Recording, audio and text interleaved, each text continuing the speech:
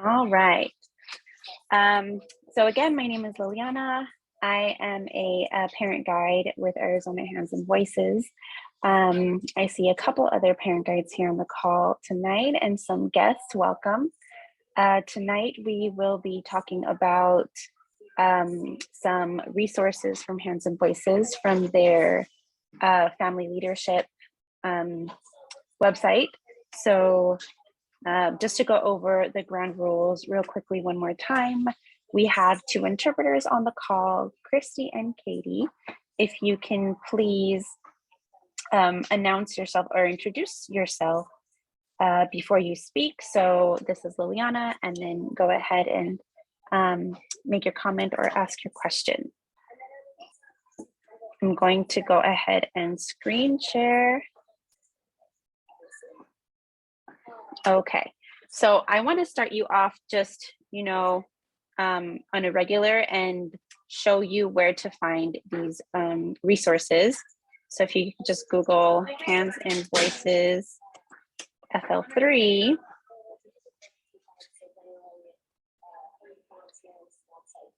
and you can go to their entire website, and they have really great information. So FL3 stands for Family Leadership in Language and Learning. It's a center that, excuse me, Hands and Voices created a few years ago, geared towards family to help them encourage or support their children with language development. Give me one second. Okay. So this is the page where we can start out, and you can go ahead and read about this. So to find the resources, there are specific resources, and they have a whole bunch of trainings that you can do. And this, I mean, it says it's geared for families, but professionals can use it as well. I mean, they have some research, some toolbox that you can do. The very important one, though, let's see. I always just Google parent tip sheets, so that's how I find them. Which that is what I'm going to do.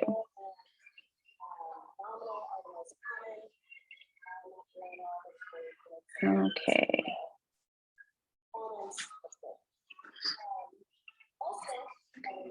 So we're here, and I just go to the parent tip sheets.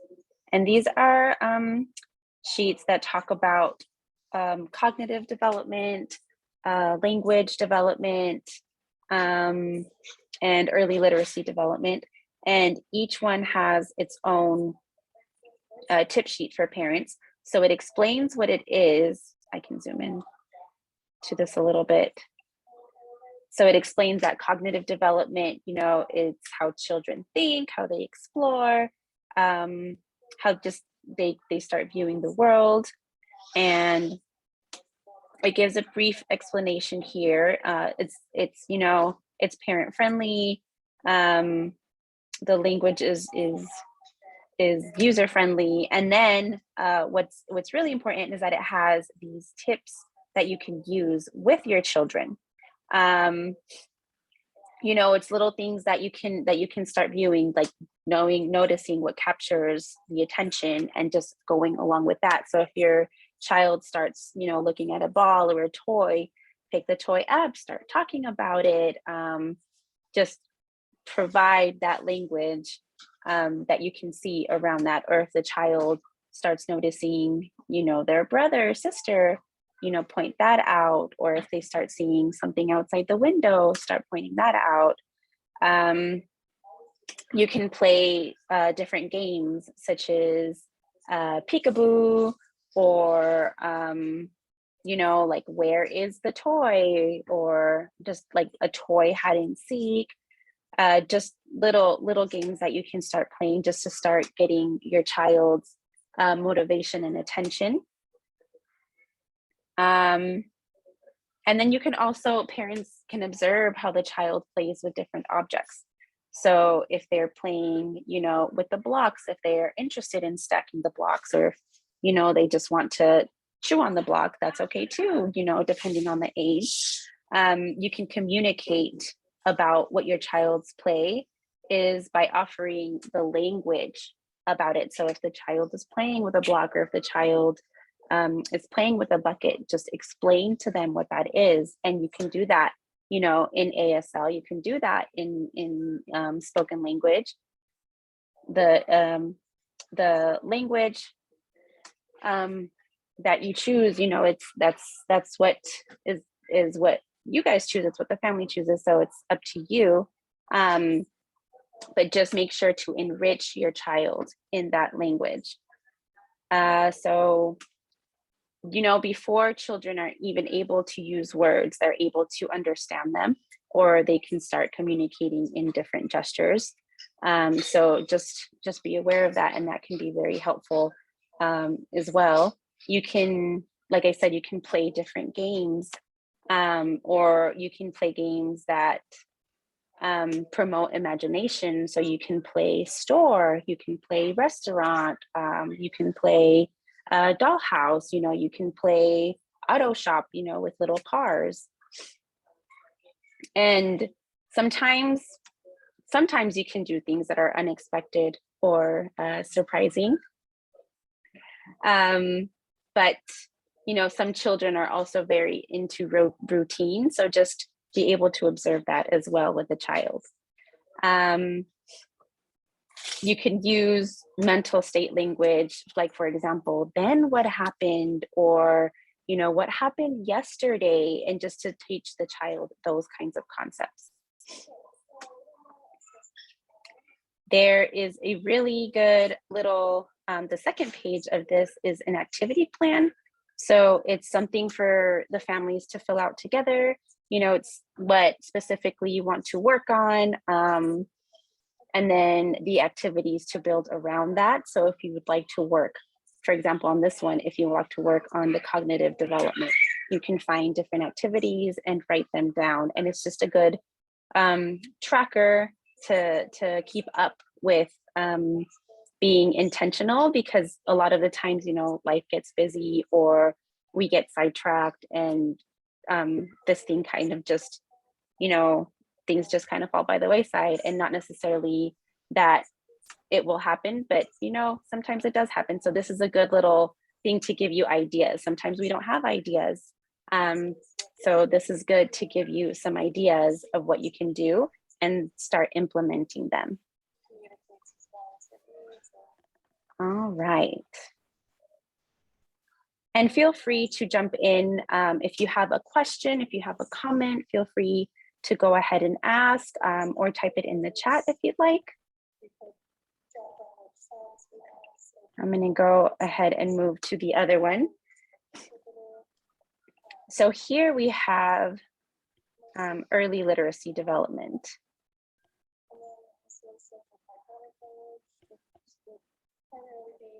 Sorry, it takes a little while to load.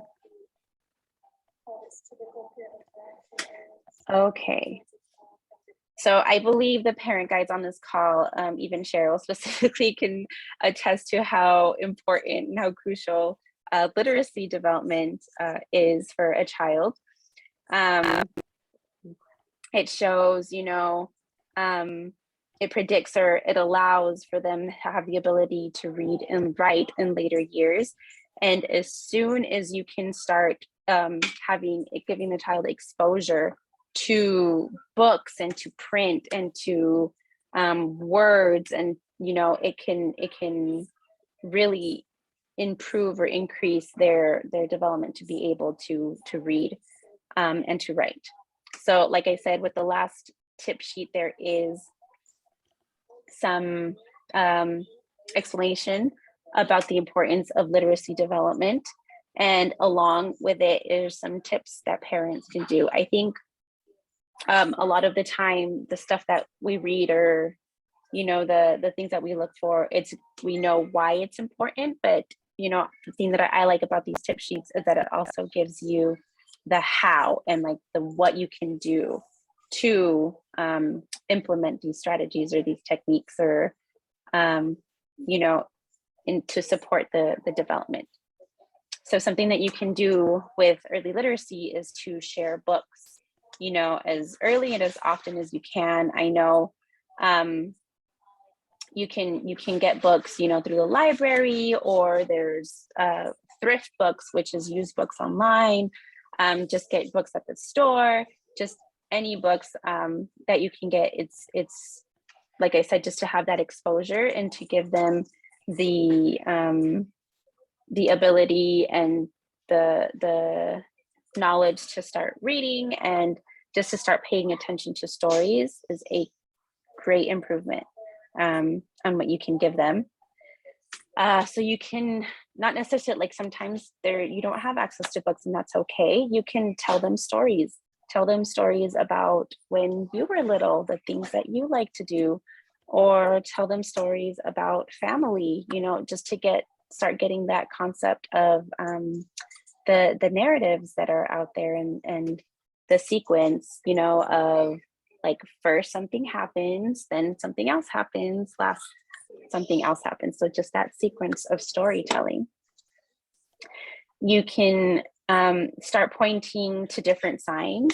So you can do, you know, visual signs of, you know, pointing to the Target sign or the Walmart sign or the McDonald's sign. I'm sure, you know, all of our kids know that one, whether we like it or not. But you can just point to, you know, the Circle K sign. I remember my son, he would know the Circle K sign because that's where Tata would go to get sodas. And so that's how he found that one out, you know. And so you can look for signs. You can do like street signs, you know, you can do stop signs, you can do the street name signs, and just provide and label as much as you can. That way the child knows that you can start putting, you know, there's a name for everything and there's a word for everything.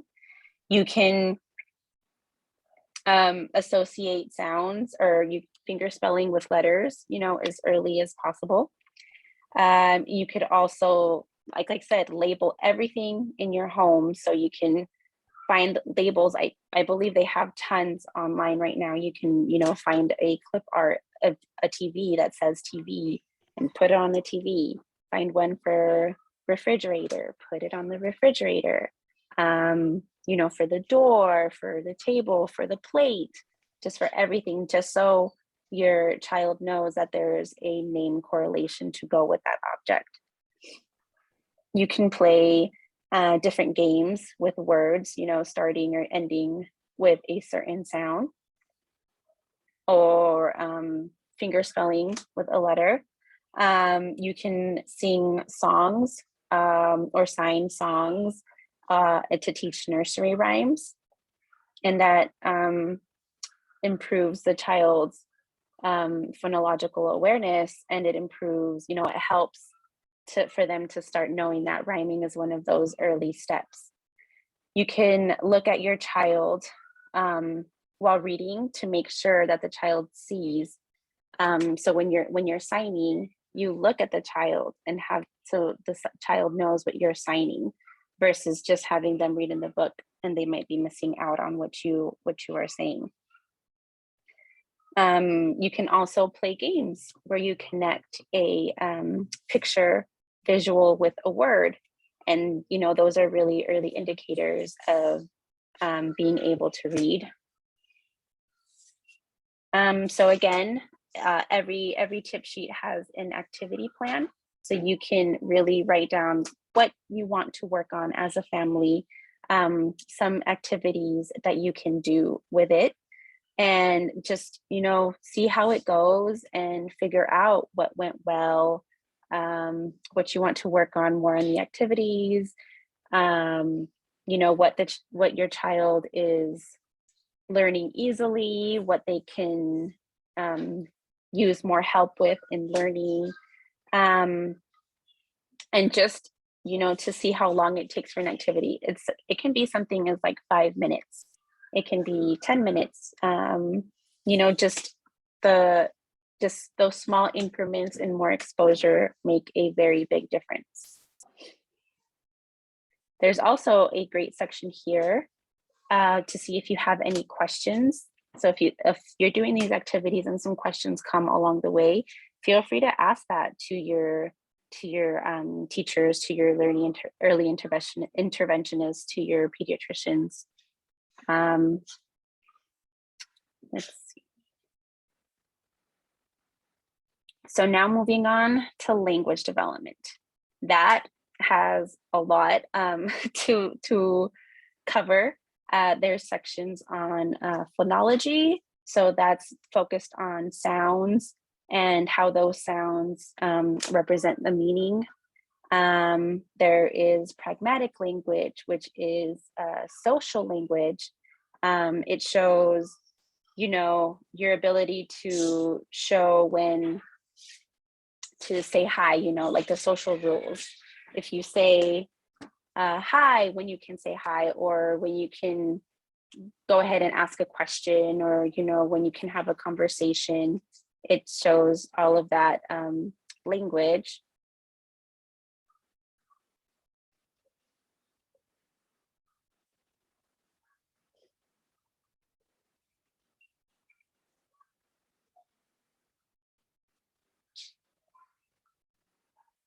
My internet is very slow right now. Sorry about that.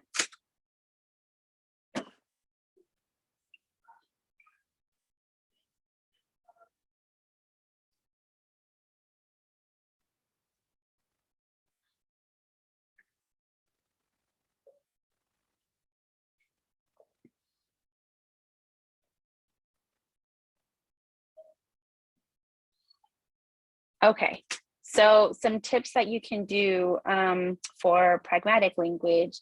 You can identify daily opportunities. So you can observe and see, or just watch and see when your child is able to, or when the time that your child is asking for what they want. So is it like during mealtime? Is it during playtime? Is it during bath time? When are they more likely to ask for the things that they want? Are they able to express their feelings? You know, if they're really angry, are they able to express that okay? Or if they're really sad, can they show you that, or do they go and hide somewhere? You can, you know, be a great model. And for all of these, you can be a great model on how language is used. So like providing opportunities to take turns when you're playing with toys. You can take turns. You can take turns with, you know, during mealtime, you can take different turns with, okay, you eat a Cheerio, I'll eat a Cheerio, or take turns with, if they're a little bit older, with setting the table and just things like that. You can allow your child, or you can give your child the language, you can model that language to express what they want to say. So if they want something and they don't know how to ask it, you know, model it. If they say, if they want, you know, a cup of water, they just, you know, are trying to tapping on a countertop, or, you know, trying to find a glass somewhere, just model it. You can, if they want to play with a certain toy and it's out of their reach, you know, you can say, oh yeah, you know, you want that teddy bear up there? Okay. Or you can sign, yeah, you want that teddy bear? Okay, let's get it for you.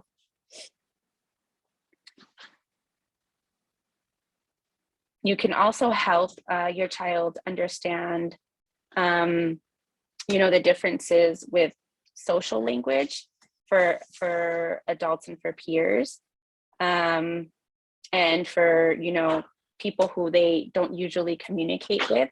So if they're going to see a teacher, do they talk to them the same way as they do their brother? Or, you know, if they're going to see a stranger in the store, do they and the stranger talks to them, is that okay for them to express themselves the way that they would with a family member?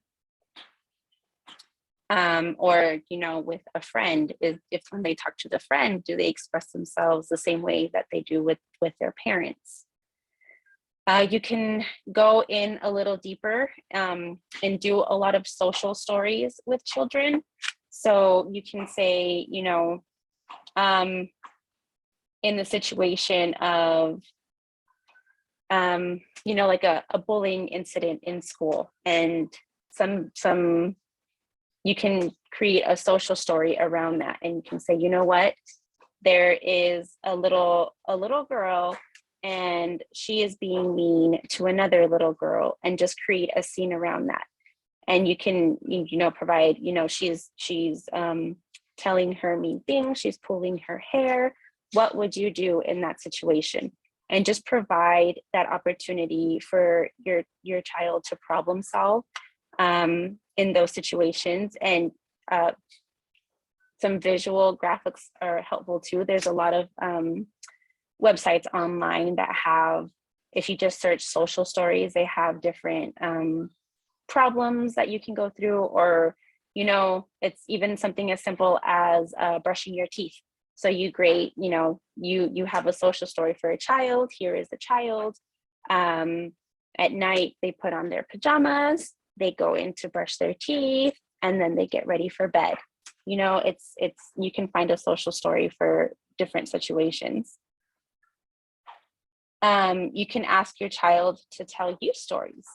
They can tell you stories, you know, about their day, about a show that they watched, or something, maybe a book that you read to them, or you can have them retell a story that you told them. That shows a good way to see if the child is understanding what they are learning and what they are being exposed to, and if they are able to tell you about it in an effective way. So you can start telling jokes, and jokes aren't understood until the child is a little bit older for the most part, but you can start with jokes, you know, just a simple knock knock, who's there? Or my children right now are into, why did the chicken cross the road? You know, those little simple jokes. And as they start getting older, you can start making those jokes a little harder as well. And a big one that we work on is asking WH questions. So you can do these in anything. You can do them after a story. You can do them after a day, you know, at school. So what did you learn today?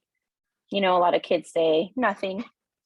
So you can say, you know, tell me what you learned, or where do we go to go grocery shopping, you know, to simple stores, or who,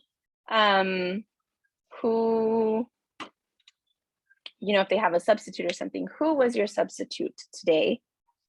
Just different WH questions, and that promotes their understanding, so their language of understanding, and also their ability to answer these questions, because in school, these questions are used a lot.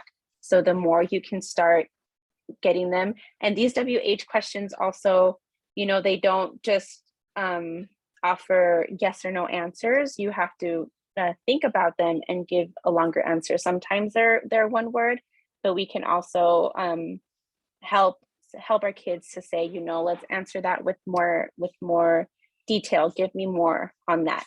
And that promotes some more language development. A lot of things that I think as parents, and I'm guilty of as well, is that we don't follow the child's lead.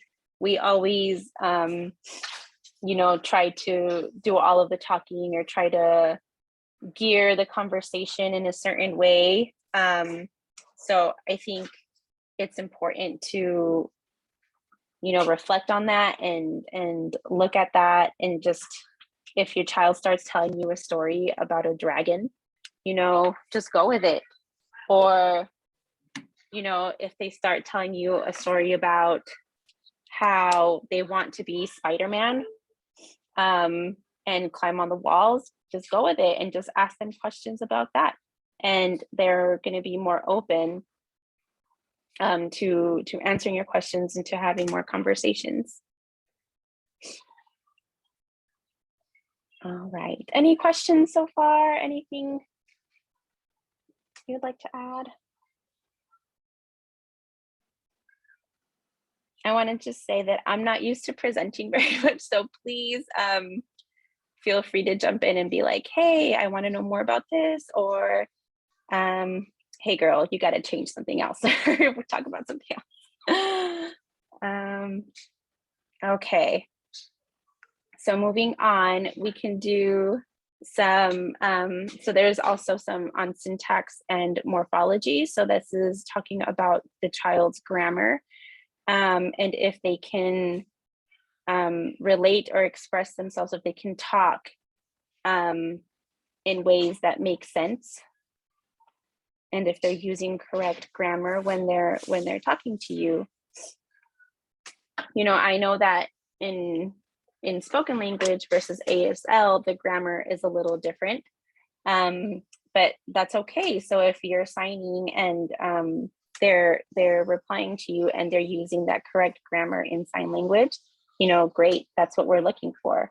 If they're speaking to you and they're using, you know, the cup is in the cabinet instead of, you know, the cup or the is cup in cabinet, or, you know, something like that, that doesn't really make sense. That's when we should start paying attention to these situations and just, you know, go ahead and model the good grammar. Grammar is, I think it's hard to teach. You know, you kind of learn it as you go. There are situations where you do have to teach it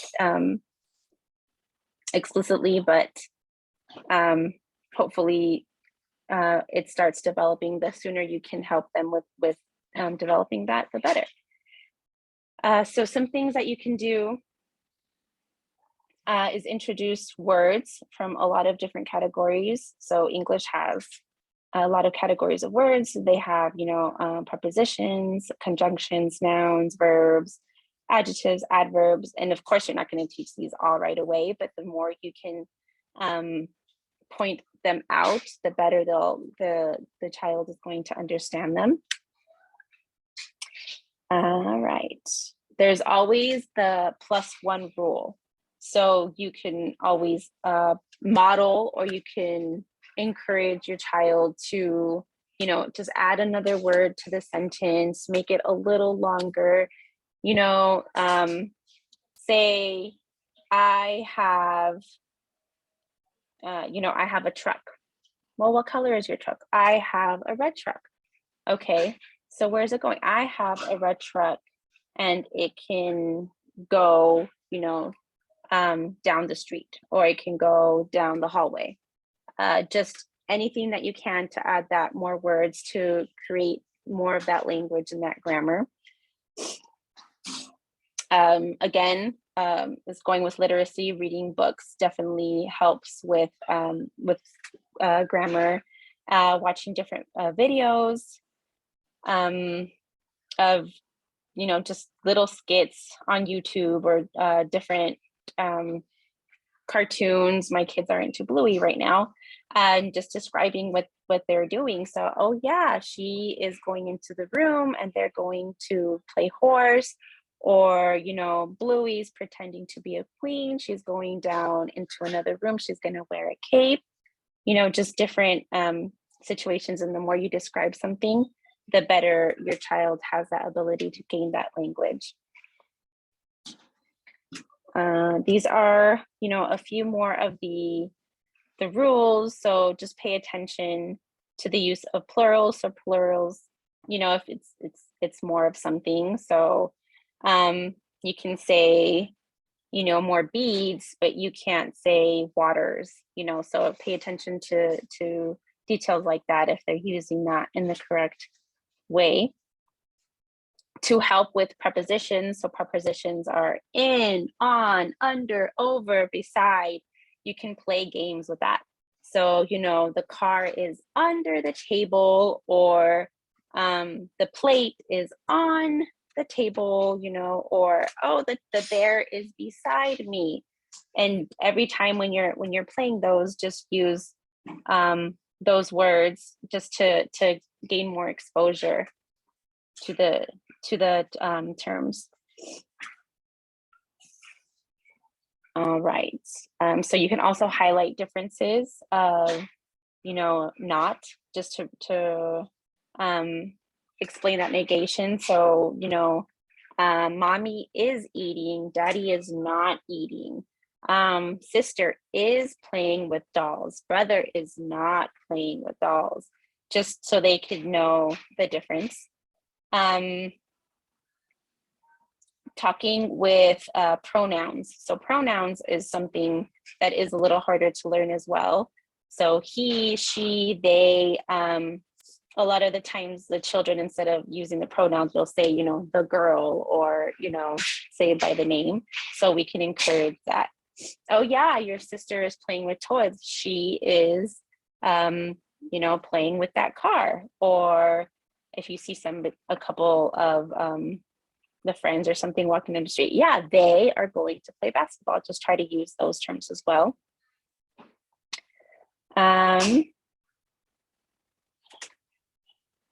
You could also start playing games. So play games with regular and irregular past tense. So, you know, he jumped, something that happened in the past. So if you guys are playing a game, hopscotch or basketball or something, you know, he jumped to shoot the ball, or he jumped to avoid the rock, because it's something that happened already. Something that gets left out a lot in sentences are the articles. So the, and, you know, if you start noticing your child not paying attention to those, it's because they're not, they're like they're considered the least important. So they're, you know, they're not core words, they're not common words, they're the fillers, right? So those are the ones that are often left out. So something that you can try to do is just kind of emphasize them when you're saying them. If you notice that the child is having trouble, or even beforehand, you know, to be just to prepare them. So we're going to the park. I want a slice of watermelon, just to show and promote that those words or those articles are they're meant to be there. They're part of the sentence too.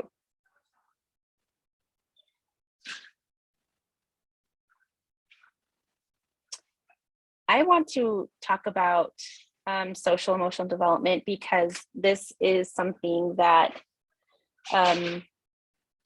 children who are deaf or hard of hearing, they struggle with. It's something harder to learn, and sometimes it has to be, you know, specifically taught or explicitly taught to get that concept.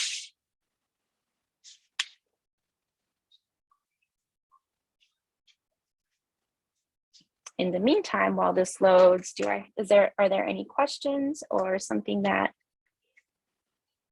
someone would like to add? Please feel free. And you could always, I'm constantly checking the chat box, so feel free to add something in there as well if you'd like. Okay, so social emotional development, it's the way that children understand how they are, the things that they do, what they feel, you know, what they gain or what they expect from interacting with others.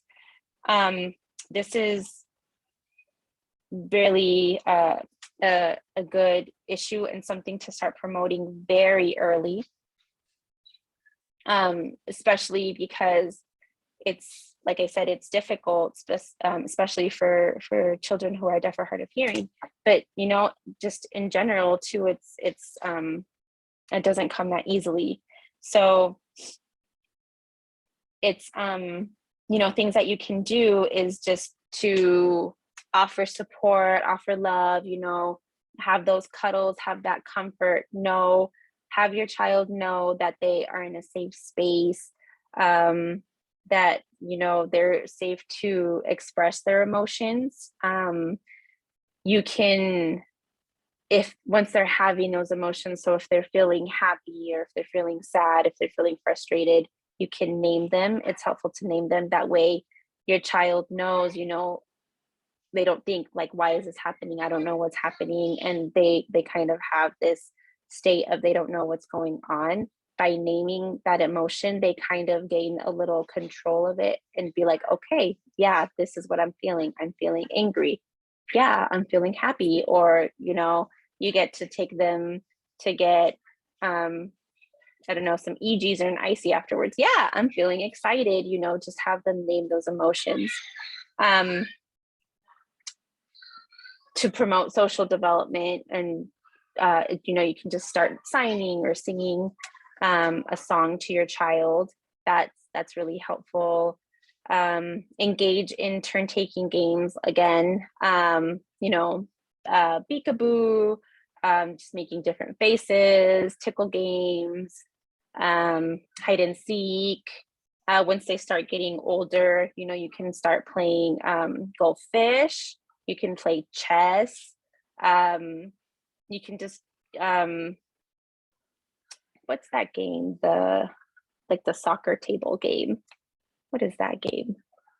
That's, you know, just, you can play just different games that promote turn taking, and that lets the parent know. Sorry, I'm letting the interpreter catch up a little bit. That lets the parent or the child know that there's certain situations where you have to take turns, and games is a good way to show that. You can build predictable routines. So something that children love or that they feel like they can control are routines. So they wake up, you know, they brush their teeth, they have breakfast, they change, and that's how it happens. Or they go to bed, they put their pajamas on, they brush their teeth, they read a story.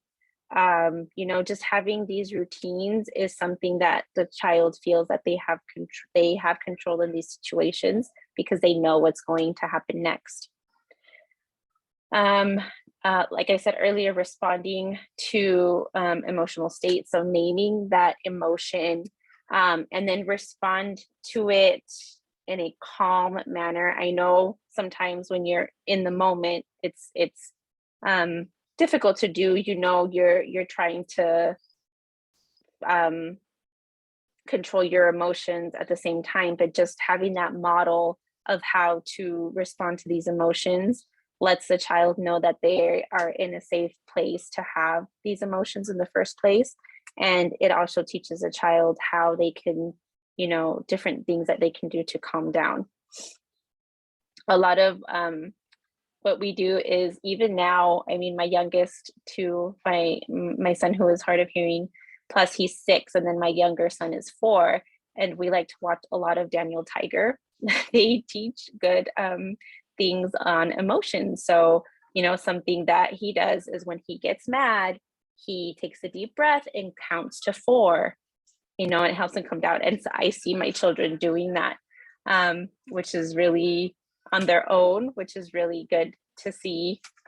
Just to have those different strategies. You know, you can find your own strategies to do that. You can look at your child's pleasure, so their excitement and their pride in you know, being able to do something new, whether that is climbing the rope, you know, pyramid at the park, or drawing a picture that they're so proud of, or, you know, making their own peanut butter and jelly sandwich. Just find those things that they feel that they are so proud of and just promote those or acknowledge those. and just say, you know, I know how you feel. I know you feel very excited about this or very proud that you completed this, and just validate those emotions. You can read stories. Like, I mean, reading is the best here for all parts of development. You could read stories and talk about the characters' emotions, and that's really good to promote, to show how other people are feeling. So you can talk about, oh yeah, look at their face. How do you think they feel? Yeah, they look sad. Why do you think they're sad? You know, and it's that good way to say, you could ask those WH questions. You can point out those emotions. You know, even in other people too, you can play a game where you have to guess your emotion, you know, and make different faces, like or you know, just make all the faces and see if they can guess what the emotion is. You can definitely, and this is a big one, is to, you know, find those opportunities where they can play with other kids. I know in times of COVID that was hard, and it's getting a little better now, but you know, it's even difficult sometimes. But just find all of those opportunities and allow those natural social interactions, and just observe your child and see how they do, if they're able to play okay, if you know, they need a little more help with turn taking, or they need a little more help with you know, providing personal space, you know, knowing personal space, because that's a big one for us. I'm talking about us right now, is keeping your hands to yourself. So just having those situations, and then like having a learning opportunity from them. And then just a big one too, and this one is probably the most important, is interact with different deaf or hard of hearing adults. You know, your children need exposure to everything, but they mostly need exposure to adults who have been in their shoes, who have been through this journey, and, you know, can be great role models, and, you know, provide advice or different stories or different tips and tricks of what you can do in certain situations, or just, you know, just to interact, because, you know, they have hearing aids like them, or CIs like them, or they sign like them, you know, just having those interactions is a huge benefit. I'm gonna check the chat here. Yeah, so Cheryl says, yeah, it's so important so they don't feel alone. I agree. Okay. And I can't stress this one enough, like social emotional development is a big one. So the more we can teach our children, I know sometimes it's hard, you know, different cultures don't promote emotional well-being, or they don't talk about emotions, or, you know, it's kind of a stigma. But just, you know, while respecting those cultures, there's you can consider different ways to just provide that knowledge to the children, or just, you know, ask the parents if it's okay to talk about it in the first place, or just, yeah, just ask a question, just ask the questions, or ask. It's I say that because with us, it wasn't, you know, emotions weren't really talked about, so it's something that I had to learn. So it's easy to overlook, you can say. But if the more you practice it, and the more you are aware of your social emotional knowledge, the more benefit you have. All right.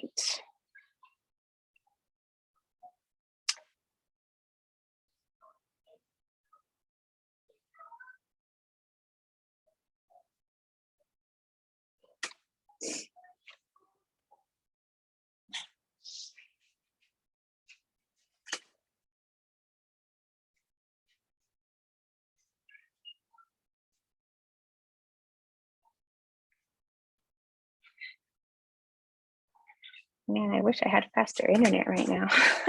Sorry about that. All right, so this one is also a big one because our children are visual learners. You know, they are. So it's visual language is supported by using other senses. So, you know, visual graphics or tactile input, just using different senses. And that's a huge benefit because it gives our children the opportunity to learn language in how can I say this? It just provides a support for our children to learn language. It provides sometimes the ability to learn language at all, most of the time the ability to learn language at all. So this is very important. So it just talks a lot about some terms that are that you'd like to know. So again, it's going over the pragmatics, which are the social skills, the phonology, and that can be in spoken language or sign language. It's just how the movement of the hands or the sounds, the semantics, which is the meaning, that words have meaning and what meaning is behind each word. And then again, the syntax is the grammar, or how you structure a sentence. And some tips that you can do is you can connect with the child by using eye contact, by waving, or tapping the shoulder, or having a larger signing space. You can use different facial expressions to convey feelings, or use the facial expressions when you're reading a book, talk and describe the emotions. And then, again, working on that conversational turn taking, you can allow the child to be the leader in that turn taking. You can model it for them and then allow them to lead and see. That shows that they're grasping the concept, and then also it shows what their turn taking skills are. And so when you're reading the books, asking the questions, how, why, and do. So, looking into the future, looking into that concept is, what do you think will happen next?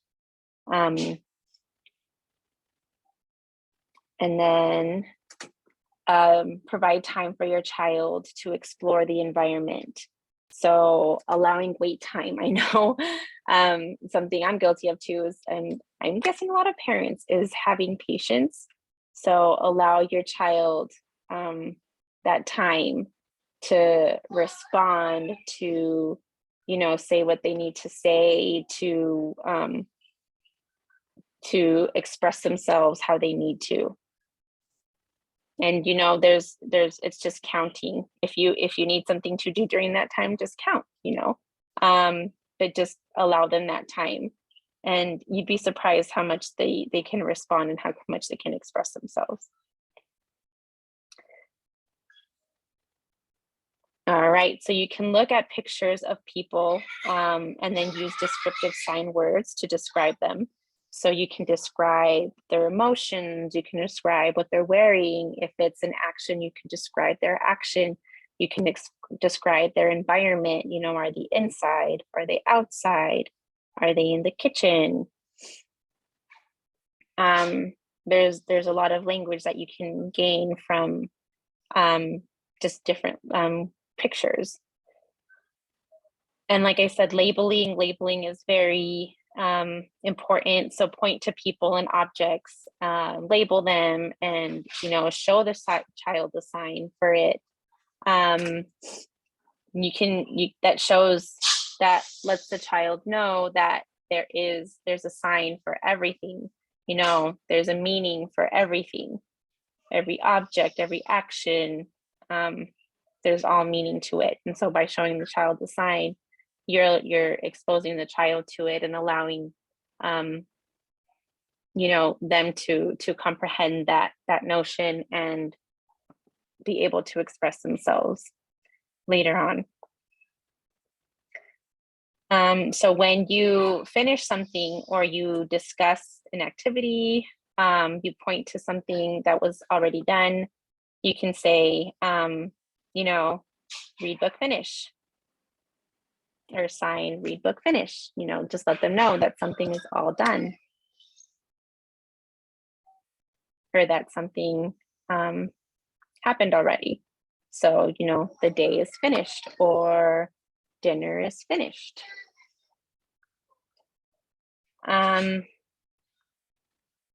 Always encourage your children to communicate, you know, even if the hand shape is not correct. You know, they might not do it exactly as you have learned to do it, exactly as you expect to do it. But as long as they're in the area and you know what they are trying to sign, that's okay. And then they'll learn it later on, they'll perfect it later on, so they'll start practicing. So if they sign more, you know, like this, you know, or if they sign girl, you know, like this, you know, that's okay. You're understanding what they're trying to say. Just model it. Don't try to overcorrect them, because then they can get frustrated. Just, you know, respond to them that, oh yeah, that's a girl, yeah, or that's a girl, yeah, that's right. So just model it back, and then the more they practice and the more exposure they have to it, the more they'll be able to do it the correct way. And this one also has an activity at the end, just so you can be more intentional about what you want to work on, what specific things you want to work on, and then how you can work on it, and finding the things that, you know, it's easy for your child to learn versus the things that you want to help them a little more in. Any questions?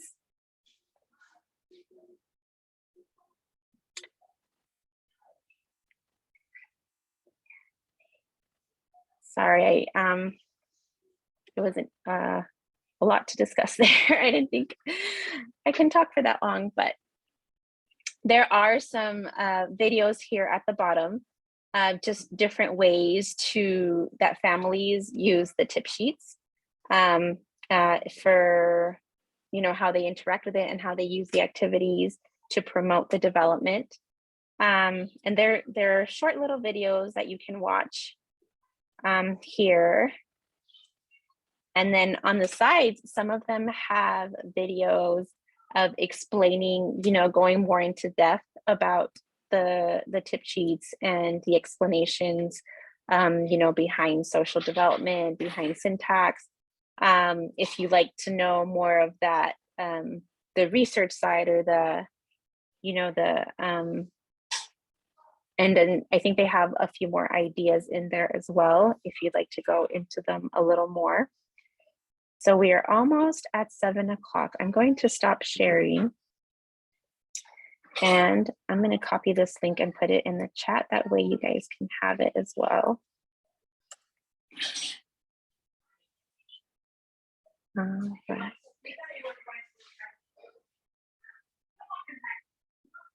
And do you have any questions?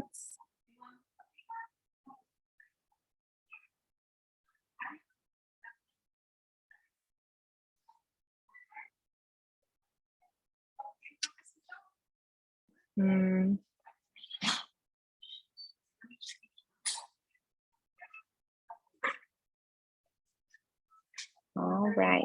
Well, if there are no questions, I'd like to thank you all for joining us tonight, and a big thank you to the interpreters for doing such a fantastic job. I'm sorry, I'm a fast talker. I know I need to work on that. Please feel free to reach out to Arizona Hands and Voices. I can, if you have any more questions, I can put my email in the chat as well. Feel free to reach out if you have any questions or comments. And with that, have a good rest of your night.